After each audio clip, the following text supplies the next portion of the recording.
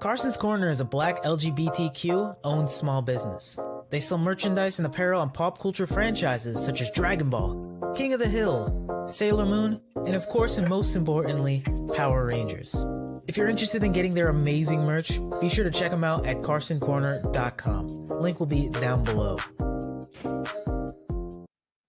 Tofu soba, tofu soba, tofu soba, tofu soba, tofu soba, tofu soba, tofu soba, tofu saba.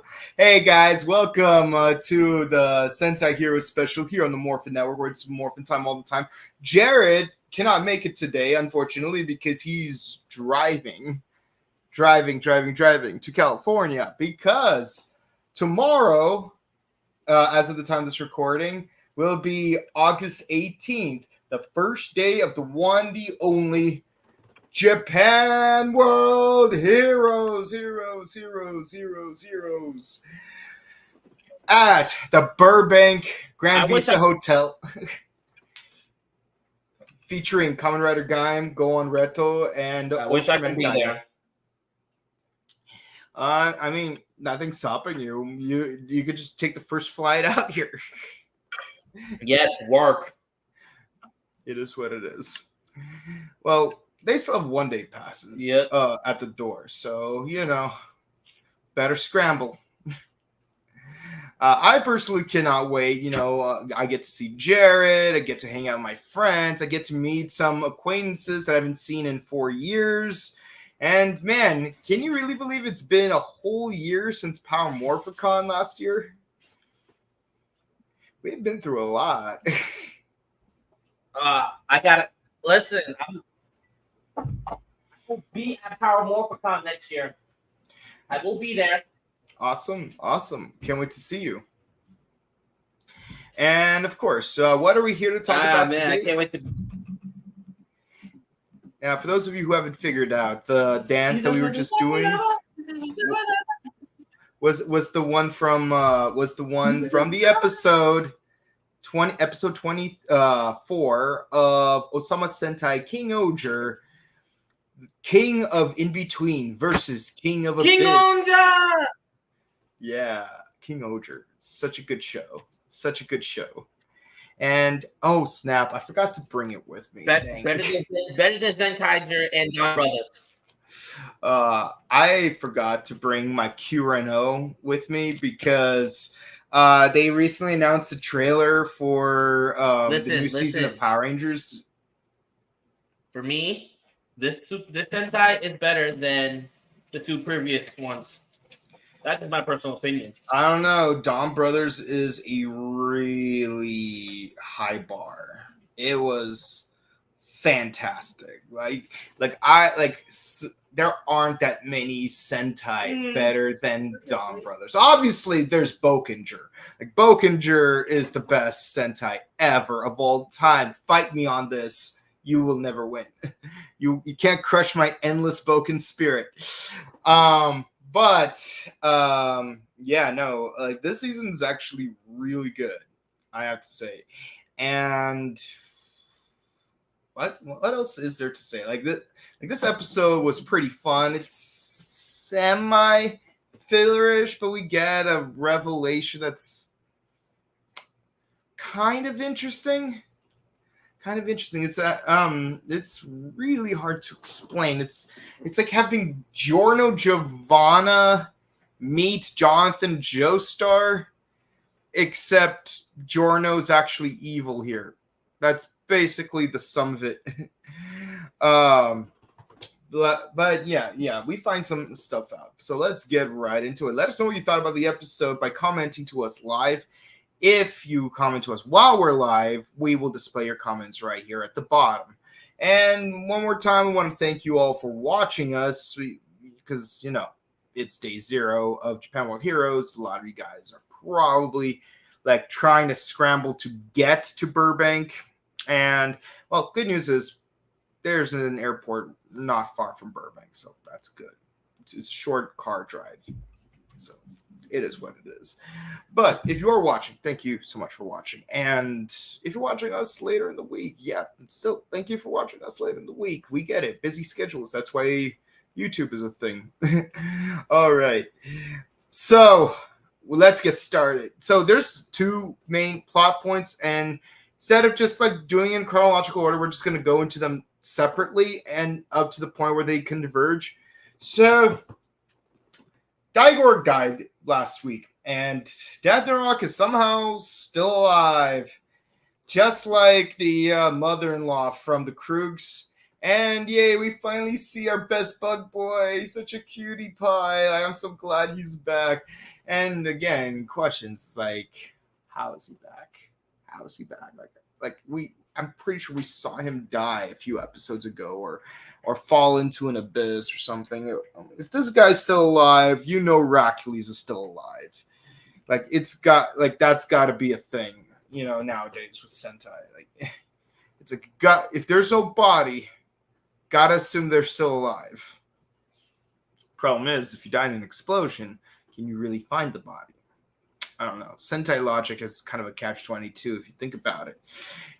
Anywho, so we try to learn more about the history of Ragnarok, and Ragnarok tries to pull a whole Attack on Titan thing where it's like, well, why should we be seen as guilty for crimes committed 2,000 years ago? We don't even know exactly what happened 2,000 years ago. Why should our present-day selves be seen as the bad guys when we don't know what happened? You don't know what happened. For all you know, we're just trying to reclaim our stolen land. Well, he didn't actually use that excuse, but, you still got New Jersey there. There's my Get Smart reference. And Jeremy is like, that's kind of a good point. Here's the thing. With Attack on Titan, that made more sense because Eldians oppressed the Marleyans. Marleyans fought back. Eldians were sent away in an exodus, isolated from the rest of the world. And now present day Eldians are being punished by the Marleyans for crimes that their ancestors committed, but they themselves have no knowledge about. But here it's like, you guys are actively trying to take over the world. Like you said it multiple times. Even if you wanted to reclaim your stolen land, you could have resolved it diplomatically. Like you could have at least asked for New Jersey, but you didn't. You went straight for war. That is the issue. And somehow Jeremy fell for it. It's like, I get it. He wants to hear entire stories, but dude, patterns of behavior. How do you know he isn't lying? Anyway, so even though... Also, there's another thing that doesn't make sense to me about this B plot. Death and Rock says he's going to jump into the center of the earth and destroy it from the inside out, wiping out everyone in it, including himself. So here's what I don't understand. Why is Jeremy not trying to stop him from there? Because it's like, doesn't matter who's guilty or not. This dude is trying to destroy the entire world. You cannot make peace between humans and Ragnarok if there are no humans and there are no Ragnarok. The Ragnarok are going to die too. Logic, man. Use your logic. What's going on? I get it. Jeremy's not a straightforward person. And yeah, the character exhibits ASD symptoms, but that would be an insult to people with actual ASD. What's up? How you doing? Because there's still very noticeable context that could still be questioned about the plan. Again, how can you make peace between humans and Ragnarok if all the humans and all the Ragnarok are dead? This is Space Runaway Ideon, where the only way to really resolve everything is to create a big bang where literally everyone on both sides dies and somehow gets reincarnated as space ghosts. Honestly, I Am Invoked is such a weird movie, and it hurts my brain remembering it. Don't get me wrong, it was a good series, but things can be too depressing. Anywho, let's focus on the A plot.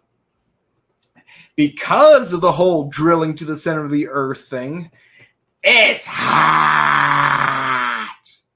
Yeah, Billy and Mandy reference. It's hot. And yeah, like Gear is complaining. The other kings are complaining. They're like, hey, we'll get you a bunch of ice if you make a worldwide stream of Mofun and friends, or like, hey, I will give you all of these vegetables if you fix the problem and give us 2/3 of Shigodam, or like, and also like the like very unreasonable demands. And of course, Lumiere says, hey, like, because you're inexperienced, they're trying to play you for a fool. And I love how none of them deny it. None of them deny it. But we do get some really cute scenes in this movie, in this show. Like, for example, like there's a scene where, hold on, was it really not uploaded? Give me a second, guys. Give me a second. Give me a second. Give me a second. King of Kings. King of Kings.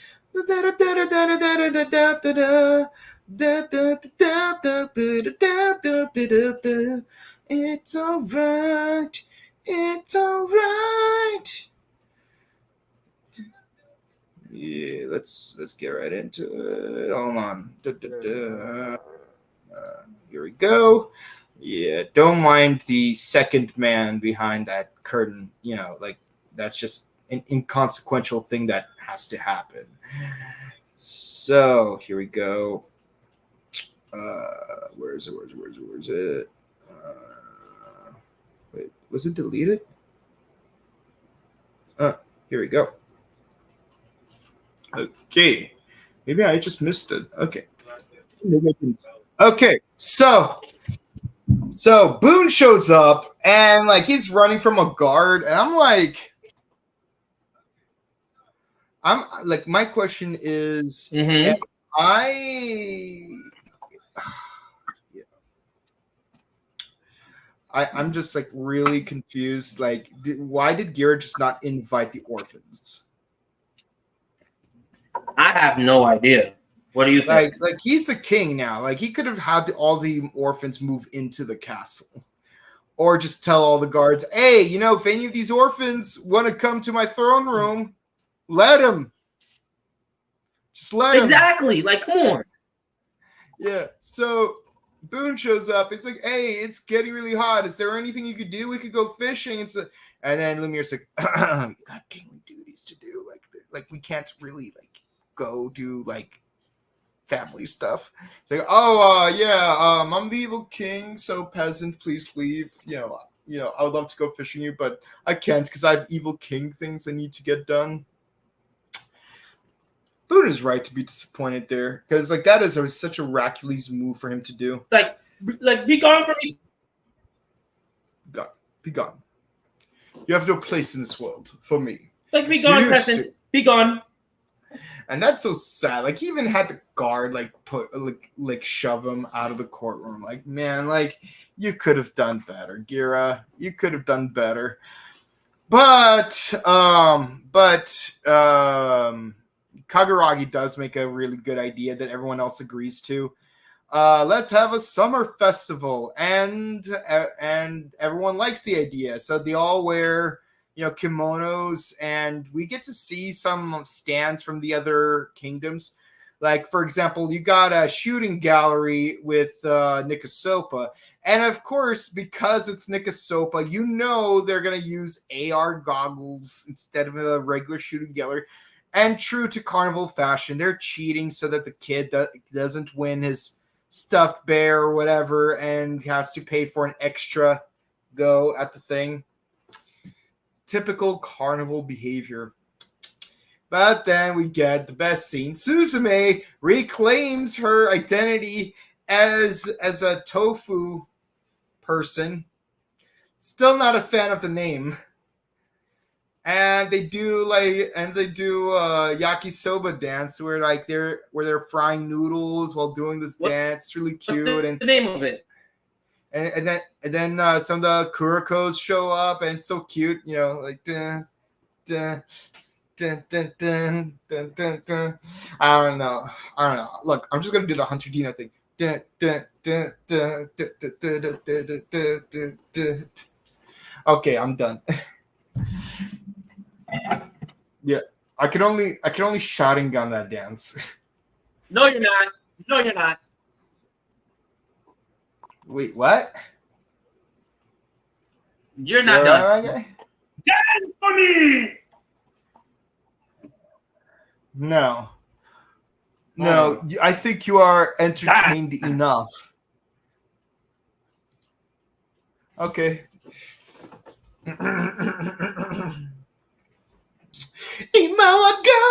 Go, donna monda yakatsukeru avatar changing. Okay, I'm done. Look, Mike, you asked for it. You asked for it. You asked me to dance. You didn't say what dance. So, you got what you asked for. You paid the piper.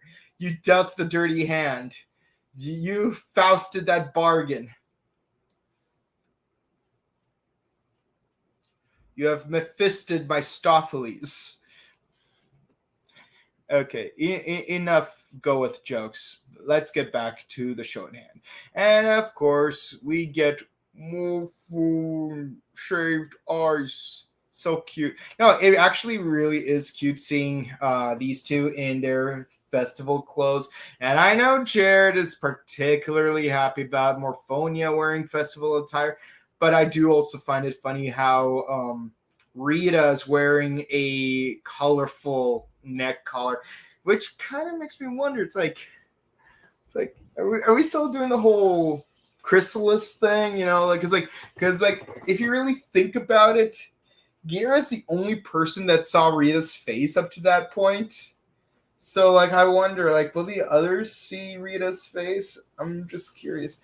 I know we see Rita's face, but Rita's in lockup, so it's it doesn't really count.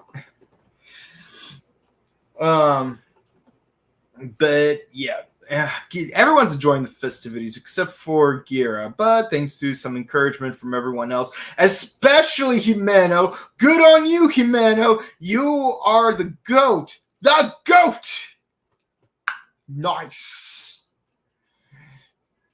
Woo! Yeah, okay, I'm done. Okay. But yeah, no, Himeno is the one that led the other three monarchs to cheering up Gira, and she orchestrated a nice fireworks festival, and it's so cute, it's adorable, everyone's having fun together, and even Lumiere does that whole Mr. Miyagi look at the end of Karate Kid where he's where Mr. Miyagi's like if you've seen Nostalgia Critic's review of Turbo Power Rangers movie, you know what I'm talking about.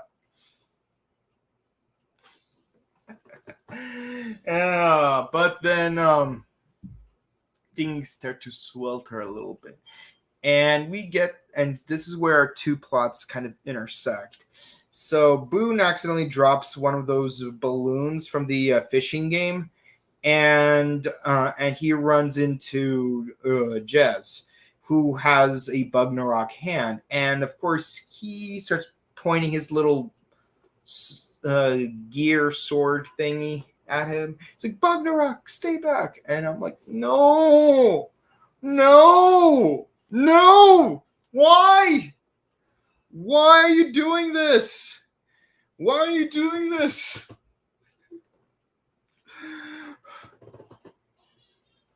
It's like, how do you not know that Jeremy is a good guy? He was literally right there. He saved your life. He was even right there with the whole thread thing when you dropped that gear, and all of a sudden now you're discriminating against him for being half Bugnarok. I'm just so sad.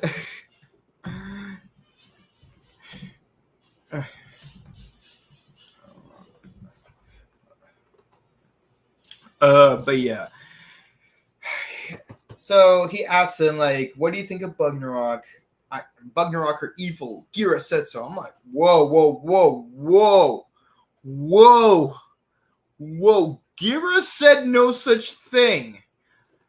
But then they recall like the original legend of how like 2,000 years ago, 5 kings fought the Bugnarok and pushed them back into the Earth's core, blah, blah, blah. But it's like, yeah, if you phrase it, and then Jeremy acknowledges, yeah, if you phrase it like that, yeah, of course the Bugnarok are going to look like the bad guys. But were they?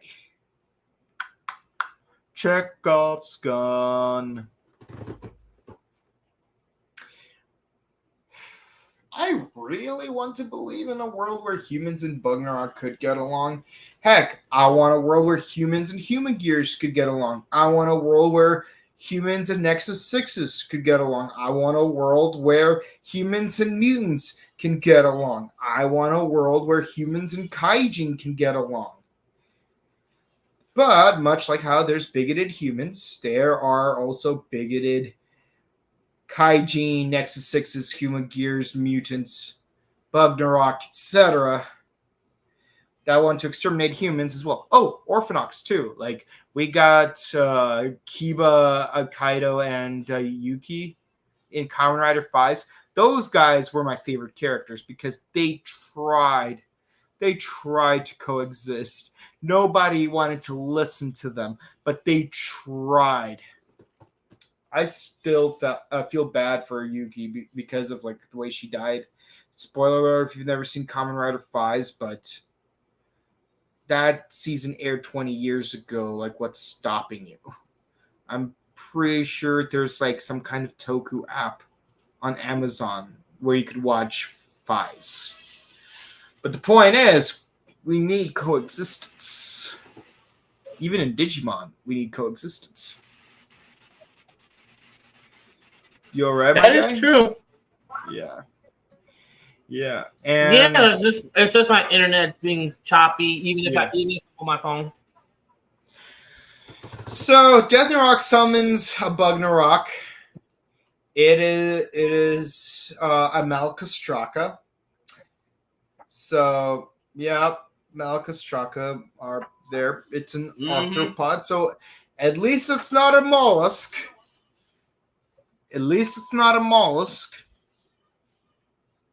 I still won't get over episode 3 and 4. But you know, I love how they incorporated the fishing game in order to stop the guy. I knew it was kind of cute too because even Boone was inside the cockpit to help fish him out. And also, more importantly, those 5 smaller Zords, the Spider and Ant Zords, they're finally useful.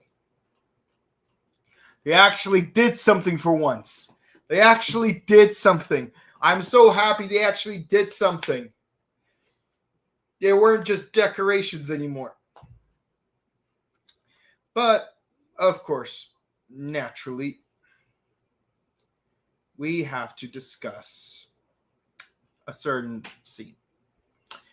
They fight Deathnarok, and Jeremy's just standing there. And Jeremy he uses his web on the KingOhgers instead of Deathnarok. I'm like, no, not this again. Not this again. Please, not this again. But of course, it is this again. Jeremy's like, I want to be neutral. I want to give Deathnarok a chance. Please, because as it turns out, Deathnarok is my distant relative. No. You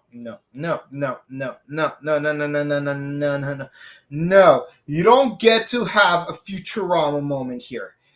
This dude wants to exterminate humans. He said so multiple times. He tried so multiple times. Why are you still falling for this, Jeremy? Bloody hell, Jeremy. How many times do you have to fall for the same trick? Big Suze only wants to constantly destroy you. Okay, fine. I'm gonna stop doing Webb and Mitchell impressions. But can you blame me? Jeremy's being kind of dumb here. Like, he wants to destroy everyone, including the other Bugnarok. Why? But of course, Bugnarok still jumps into the void. He still jumps into the Earth's core. And that's where we end our episode. Why? Why, my guy? Why? Why? Why do you keep falling for this? Okay, I'm going to be real. I like the A plot. I love the whole festival thing, getting to learn more about all these other cultures and seeing them intermingle, because how often do you get to experience a culture of another country without actually going to that other country? Not very often. So I like culture festivals. They're really fun. But the B plot, the one about Jeremy and Deathnarok. Okay, it's an interesting concept, trying to pull the whole Marley blames us for something that happened 2,000 years ago while our present day selves know nothing about it. But the thing is, it goes by the wayside when, you're actively trying to kill people. It's like, when this was questioned back in Attack on Titan, Marleyans were not being attacked by the Island Devils, by people from Paradis. But I can't really use the word Eldian, because there are Eldians that work for Marley. But the point is, it's like present day Marley was not being attacked by Eldians at that point in time, when it was put into question of, oh, you must bear the sins of your ancestors. But we know not of what they did. That was 2,000 years ago. We don't bloody care. But here, Deathnarok was actively trying to destroy humans. And even when he declared what his plan is, he even showed that he has no qualms with other Bugnarok dying. Why are you okay with Bugnarok dying? And humans too. Like both have to be alive if you want peace. I mean, I get it. Eren Yeager or Frieza, or both of them said, it's like you can't be racist against a race that no longer exists. But still, like, it's still a really messed up way of thinking things. And I don't subscribe to that, obviously. And neither does anyone else on this channel, just to, cover our bases. But no, like, that logic is flawed. Like, you need to have both nationalities, or both ethnicities, or both species, depending on what you're allegorizing, to both be alive and make peace between them, for there to be actual peace between them. If one or both of them are dead, you don't really have peace. You just have extinction. It's not the same thing. And I know that coexistence may be a very difficult thing. I mean, like, look at humans and Orphanox, because, like, Orphanox have to constantly feed on humans. But, of course, I have to ask the question. Let's say if all the Orphanox did wipe out all the humans. Well, like, all the humans were either turned into Orphanox or were eaten by other Orphanox. What will the Orphanox use as a food source then? That's what I want to know. But we're not here to talk about Kamen Rider Friends. We're here to talk about KingOhger. But that whole flawed way of thinking, that gives me, and Jeremy just falling for it. I have to give this episode an 8 at best, because like, I know you want to extend the story for another 25 episodes, let's say, but I just think there are better ways to do it. And as much as I'm not a fan of invoking this, they could have pulled a Ghost Sage and just create a new enemy. Heck, you could have made an alien enemy that would require the KingOhgers and the Bugnarok to team up against, because they're both being threatened by these aliens. Just a thought. Just a thought. Anyways, What'd you guys think? Did you like this episode? Did you hate this episode? Are you going to be hyped up for the next episode because we're going to have a 20-person thing going on? I feel like between Billy being on the Lupazord and Boone being on probably the Grasshopper Zord, I can't wait for next week, or rather 3 days from now. And so let us know what you guys thought. We only have one comment. Jared, who is still driving. How are you doing there, my guy, being out there on the road? I still say you should have taken a plane because, you know, there's an airport right there in Burbank. You could just take the airport. In fact, I'm pretty sure the hotel is like right next to the airport. You give it a 10 naturally, but me, I have to give it an 8 because the B plot really irritated me. It really irritated me. Like freaking, I feel Homelander level of irritated where it's like, where he has to deal with other people, like not letting him have his way. Except I'm not the type to like be okay with like laser eyeing a whole crowd of people. No, like I'm just irritated by the B plot.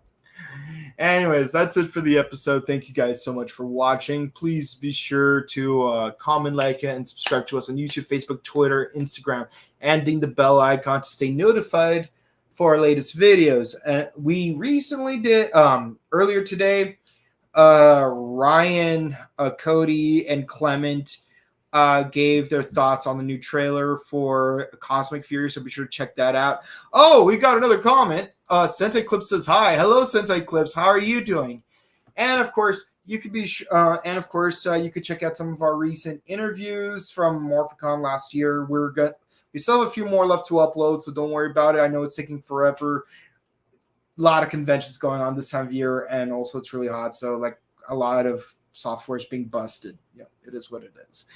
And yeah, and of course you could check out the next episode of Geeks next Tuesday at 7 p.m. Pacific, 10 p.m. Eastern on our channel. Also check out our sister channel, The Buttery Show, where we do movie reviews and video game news.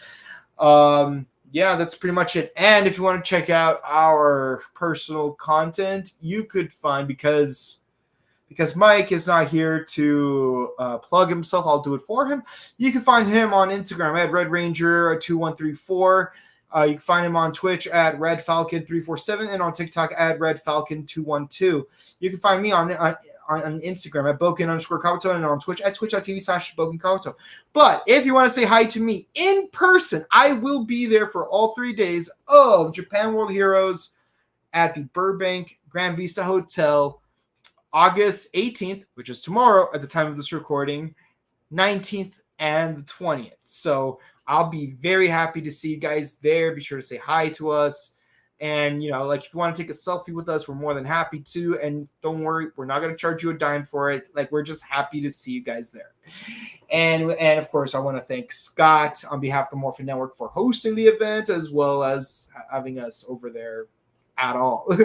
And yeah, that's pretty much it. Have a safe convention weekend. It's really hot up here where I live, so stay safe, stay extra hydrated, update your emergency kits, wear weather appropriate attire, because I think there's some fires and blizzards going on in different parts of the world right now. I think there's a hurricane going to happen soon somewhere, so I hope everyone's really staying safe for real. No, I mean, like, I always hope for real that you guys are staying safe, but in any case, I'll see you guys live in Burbank tomorrow. But if you're not going to be at Burbank, I will see you all next week. Have a good one. Bye.